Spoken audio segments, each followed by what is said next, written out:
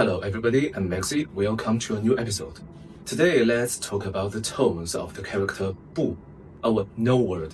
If you have been listening to a lot of Mandarin, I guess you have already discovered that this character has more than one tones. Sometimes we pronounce it on the fourth tone, Bu. Sometimes we pronounce it on the second tone, Bu.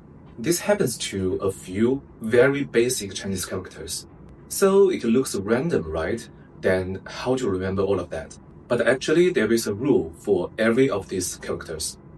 And here I've prepared 10 examples for the character Bu. So come have a try, see if you can find the rule before I tell you. Okay, here the 10 examples.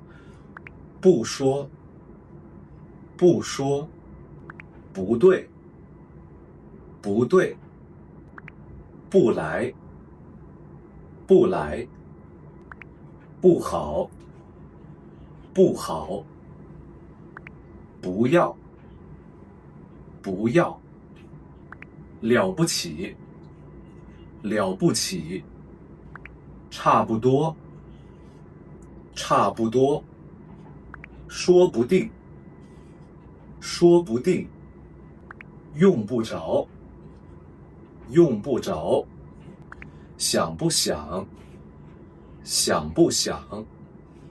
Okay, did you see the rule in it?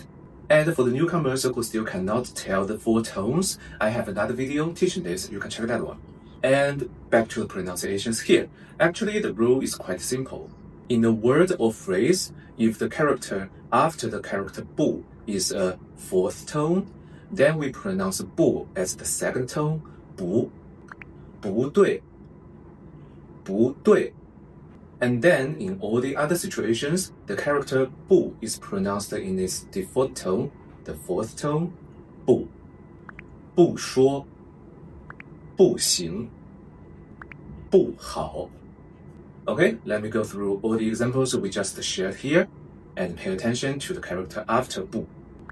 不说，不说，不对，不对，不来，不来，不好，不好，不要，不要，了不起，了不起，差不多，差不多，说不定，说不定，用不着，用不着，想不想 ？This is Terry.